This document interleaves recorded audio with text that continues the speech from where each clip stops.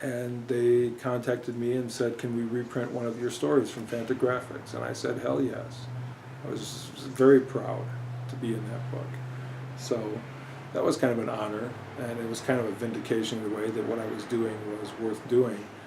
Fantagraphics did a horrible job of promoting my work. I mean, they never did anything to promote it. I felt I did some very worthwhile work for them, and here's a company that publishes a magazine called the Comics Journal, and they also publish adult comics, underground comics, whatever you want to call them. And they didn't even have a column, not even a one-page column in that magazine to review adult comics. And I can understand, kind of if they say, well, we don't want to use the Comics Journal to really push our own line. Except that that statement is made ridiculous by how often they use the comic book journal to do exactly that. I mean, the Comics Journal doted on every single thing that came out that was Love and Rockets related or the Rodriguez brothers related. Every single thing that had to do with hate or 8-Ball or any of those other artistic comics, they doted on it, and they gave long interviews to those guys and reviews to the comics, and they were constantly pushing their own line with that magazine. But when it came to the adult stuff, they were kind of ashamed of publishing it. So I think so. For whatever reason, they did not even review adult comics in the Comics Journal. They might have an occasional article, but they had no regular reviews, and none of the comics published by Eros were ever promoted or reviewed in that magazine, which is a shame because they actually did have some very good stuff coming out in that line, and some of it was completely worthwhile and worth promoting, but they seem to be ashamed of it, and they seem to have made a decision not to promote it.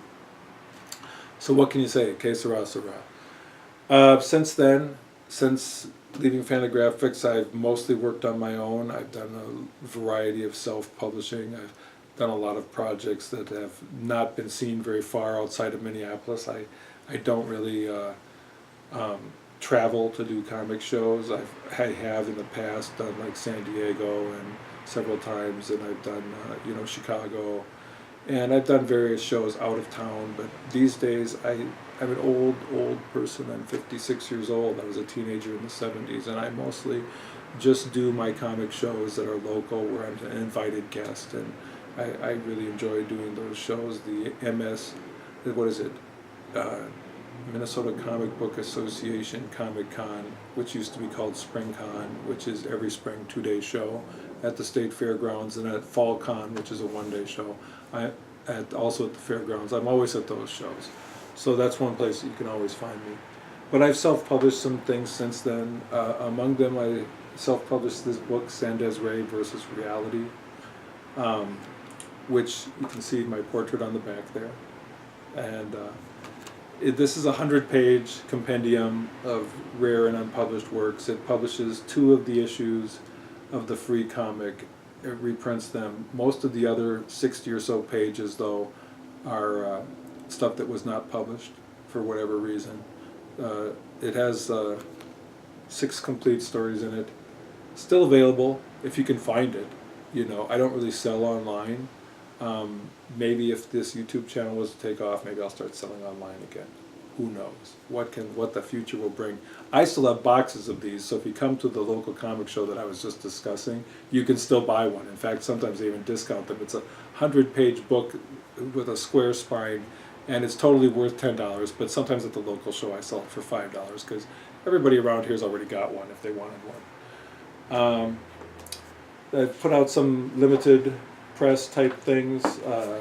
One was this limited to 100 Robot Jungle Girl, which is a comic you can still read online.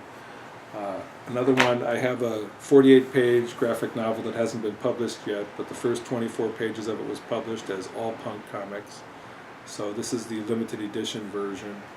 And there's actually 1,000 copies of this because the 100 copy Robot Jungle Girl just went way too fast, and I don't even have any to sell anymore. But so I have 1,000 of these, and there's still a bunch of those to sell if you come to a local show.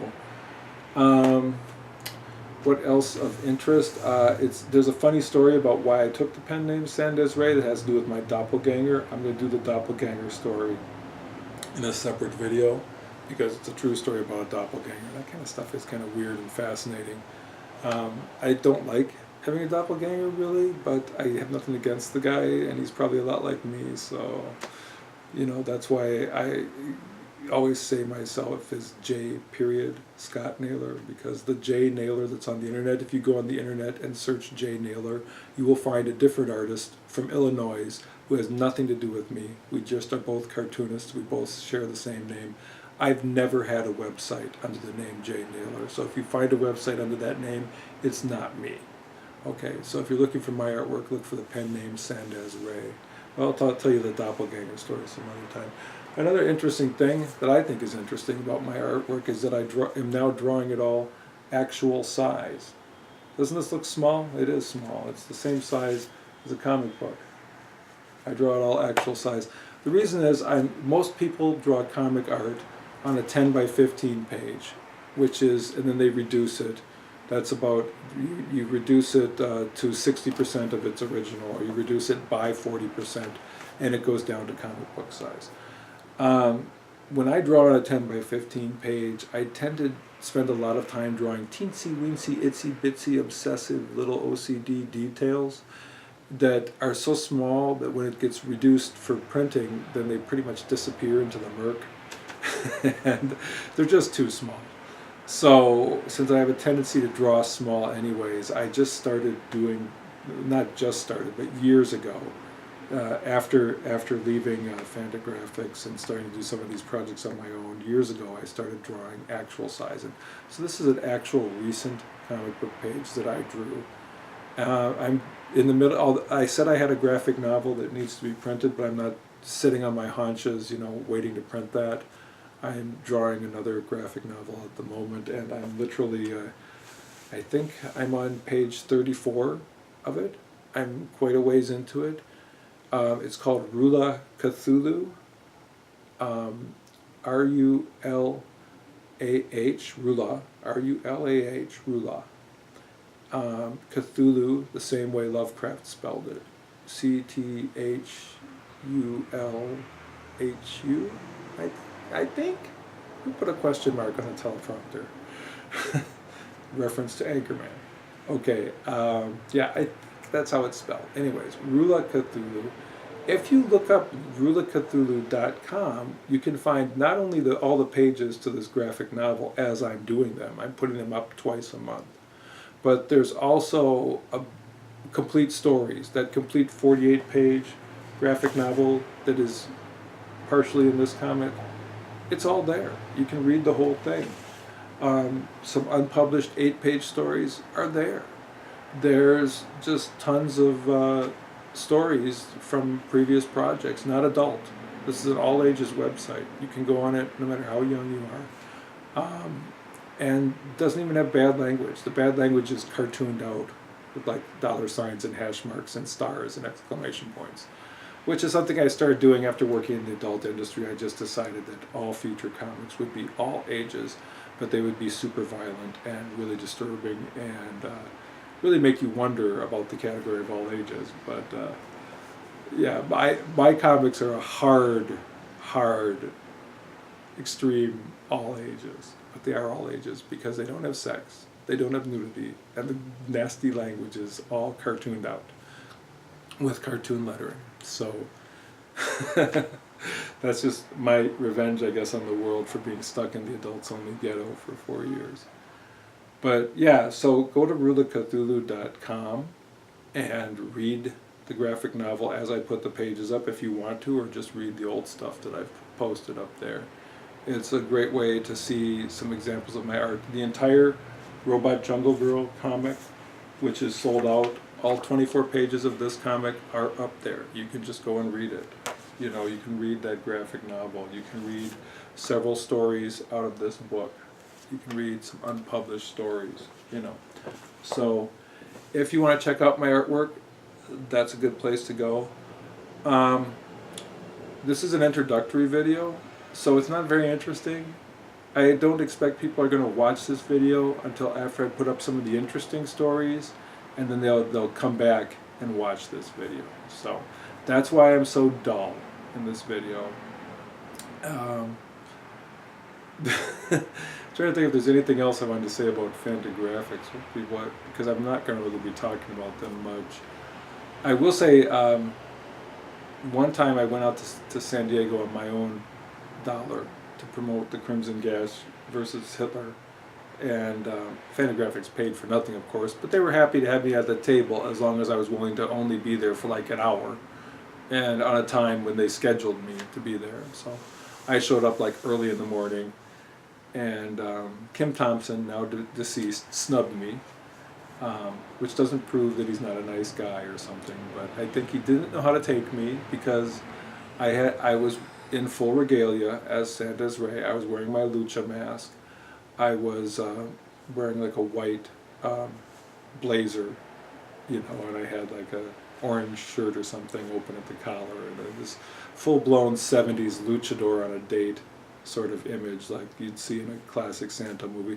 Oh, I'm also going to talk a lot about obscure movies because I'm totally into movie collecting and obscurities like Santa Mexican monster movies and, you know, Euro horror obscurities and all kaiju obscurities and all sorts of like trash that people are interested in. But so anyways, I had to put on my lucha mask back at the hotel and make my way all the way down to the Fantagraphics table, which was, you know, like a block away. And actually for that time I was staying on the other side of the bay. But once I got to the hotel, I had to put on my mask before I entered the convention arena because there was like no place to put it on in there. So I came up to the Fantagraphics table and I introduced myself, and of course they didn't even bring any of my comics, but I had brought some because I had counted on them being incompetent.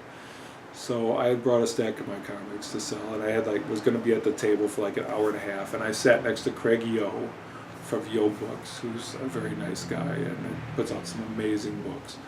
And Craig Yo didn't know quite what to make of me.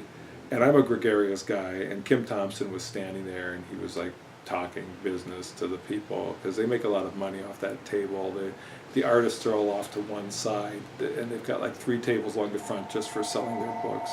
I'm going to ignore that. So I walked up and